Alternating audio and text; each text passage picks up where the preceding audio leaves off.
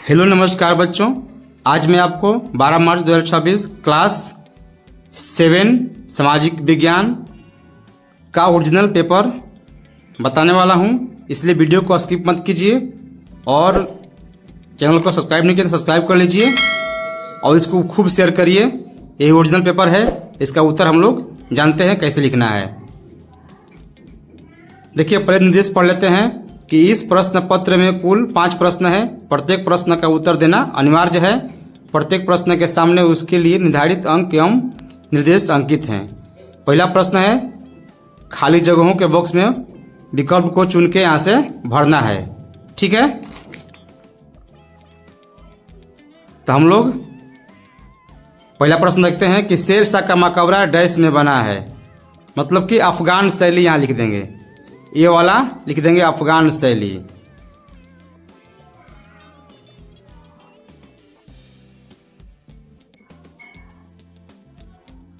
ठीक है, ये आपका हो गया। गंगई कोंड चोलपुरम का मंदिर चोल राजाओं ने बनवाया, यहां लिख देंगे चोल। ठीक है, हमारे आसपास का क्षेत्र हमारा पर्यावरण। बहुत आसान सा प्रश्न आप लोगों को आया था, यहाँ पर्यावरण लिख देंगे। सिंधु नदी लद्दाख से होकर बहती है। ऑप्शन में क्या है? लद्दाख है, तो यहाँ लिख देंगे लद्दाख। ठीक है, देश में मखाना का 85% उत्पादन बिहार से होता है। ठीक है, देखिए अगला प्रश्न है, दिए गए कथन में सही के लिए सही चिन्ह और गलत के लिए गलत चिन्ह लगाना है। पहला प्रश्न है, गुरु गोविंद सिंह ने 1699 में खालसा पंथ की स्थापना की, तो यह सही है। रजिया 1240 ईस्वी में गद्दी पर बैठाई गई, यह भी सही है। इसके पिता जो मर गए तो उसके बाद ये रजिया सुल्तान शासक बनती हैं। ठीक है, ग प्रश्न है कि 22 मार्च 1912 को बिहार राज्य की स्थापना हुई, ये भी सही है। ठीक है, क्योंकि बिहार के राज्य की स्थापना बंगाल प्रेसिडेंसी से अलग करके बिहार राज्य बनाया गया था। अब घ प्रश्न है कि वायुमंडल में ऑक्सीजन की मात्रा 78% है। आप लोगों को तो मालूम है कि गलत है, ऑक्सीजन 21% है। ठीक है, अंगा है टीवी, रेडियो, अखबार संचार माध्यम के रूप में नहीं है, तो ये गलती दिया है। चलिए अगले प्रश्न में देखते हैं कैसा प्रश्न है। देखिए प्रश्न नंबर 3 में दिया है मिलान करने के लिए। तो पहला में दिया है रामाबाई। रामाबाई क्या थी? तो महिला शिक्षा के प्रति उनका उद्गार था। ठीक है, क्रोड क्या है? पृथ्वी की आंतरिक परत है। ठीक है, कर्तन एवं दहन क्या है? कृषि की पद्धति है। ठीक है, पांडुलिपि क्या है? अभिलेखागार में मिलेगा आप लोगों को। तलवंडी गुरु नानक जी से संबंधित है। चलिए मिल गया आपको। अब चलते हैं नेक्स्ट प्रश्न पे।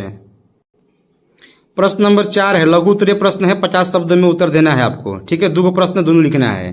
तो पहला प्रश्न है कि त्रिपक्षीय संघर्ष से क्या समझते हैं? तो आपके बुक में दिया हुआ है, यहां से लिख लीजिए। देखिए लिखा है त्रिपक्षीय संघर्ष। आप लोग यहां से लिखिए, लिखना शुरू करिएगा। गंगा घाटी में कनौज नगर गुर्जर प्रतिहार, जिसके संस्थापक थे नागभट्ट प्रथम, राष्ट्रकूट जिसके संस्थापक थे दंती दुर्ग, और पाल वंश जिसके संस्थापक थे गोपाल। वंशों के शासक सदियों तक कनौज के ऊपर नियंत्रण को लेकर आपस में लड़ते रहे। चूंकि इस लंबी चली लड़ाई में 3 पक्ष थे, इसलिए इतिहासकारों ने प्राय इसकी चर्चा त्रिपक्षीय संघर्ष से के रूप में की है। ठीक है, आप लोग यहां से लिख लेंगे। अब प्रश्न नंबर 2 है, किन कारणों से लड़कियां पढ़ाई बीच में ही छोड़ देती हैं? तो देखिए ये प्रश्न सामाजिक राजनीतिक जीवन से आया है, जो बुक है आपका।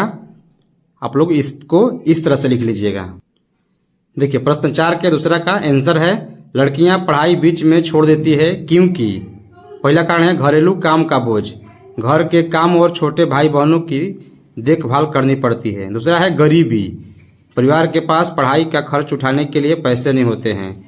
तीसरा कारण है जल्दी शादी होना, कई जगहों पर लड़कियों की कम उम्र में शादी कर दी जाती है। तीसरा है समाज की सोच, कुछ लोग मानते हैं कि लड़कियों को ज़्यादा पढ़ाने की जरूरत नहीं है। पांचवा है स्कूल की दूरी और सुरक्षा की चिंता, दूर स्कूल होने से परिवार भेजने से डरते हैं। ठीक है, तो आप लोग इसको लिख लीजिएगा। मगर आज लड़कियां बहुत आगे बढ़ रही हैं हर दिशा में, कोई भी जगह हो जहां पर लड़कियों का दबदबा ना हो, लड़कियां पढ़ भी रही हैं। ठीक है, ये प्रश्न को इसे लिख सकते हैं हम लोग। दीर्घ उत्तरीय प्रश्न है 5 में, 2 प्रश्न दिया हुआ है मगर कोई एक ही लिखना है, लिखा है अथवा। ठीक है, पहला प्रश्न है खानाबदोश या घुमंतु लोगों की जीवन शैली कैसी थी। आपके बुक में लिखा हुआ है, देखिए खानाबदोश और घुमंतु लोग कैसे रहते थे। खानाबदोश चरवाहे अपने जानवरों के साथ दूर दूर तक घूमते थे। उनका जीवन दूध और अन्य पशुचारी उत्पादों पर निर्भर था। वे खेतीहर गृहस्थों से अनाज, कपड़े, बर्तन और ऐसी ही चीज़ों के लिए ऊन, घी इत्यादि का विनिमय भी करते थे, यानी कि आदान प्रदान करते थे वस्तु से वस्तु का। कुछ खानाबदोश अपने जानवरों पर सामानों की ढुलाई का काम भी करते थे। एक जगह से दूसरी जगह आते जाते वे सामानों की खरीद फरोख्त भी करते थे। ठीक है, आप लोग यहाँ से लिख लीजिएगा। अगला प्रश्न है कि गर्म रेगिस्तान सहारा और ठंडा रेगिस्तान लद्दाख के बारे में लिखिए। आप लोग इसको भी ऐसे लिख सकते हैं। सामाजिक विज्ञान के भूगोल का ये प्रश्न है। देखिए प्रश्न 5 अथवा में लिखना है सहारा विश्व का सबसे बड़ा गर्म रेगिस्तान है जो कि 11 देशों में स्थित है। 11 देशों तक में फैला है। यहाँ दिन में अत्यधिक गर्मी पड़ती है और वर्षा बहुत कम होती है। रेत के विशाल टीले, विरल वनस्पति और ऊंट जैसे पशु यहाँ की विशेषताएं हैं। बस आगे लिख दीजिए कि इसके विपरीत लद्दाख भारत का प्रमुख ठंडा रेगिस्तान है जो हिमालय के ऊंची पहाड़ी क्षेत्र में स्थित है। यहाँ तापमान बहुत कम रहता है, सर्दियों में भारी ठंड पड़ती है और वर्षा बहुत कम होती है। पथरीली भूमि, कम वनस्पति और याक जैसे पशु यहाँ पाए जाते हैं। ठीक है, सहारा रेगिस्तान गर्म रेगिस्तान है और लद्दाख क्या है, ठंडा रेगिस्तान है। तो आप लोग का प्रश्न पूरा हुआ। वीडियो को लाइक कर दीजिए, शेयर कर दिए, चैनल सब्सक्राइब नहीं किए सब्सक्राइब कर दीजिए और कमेंट बताइए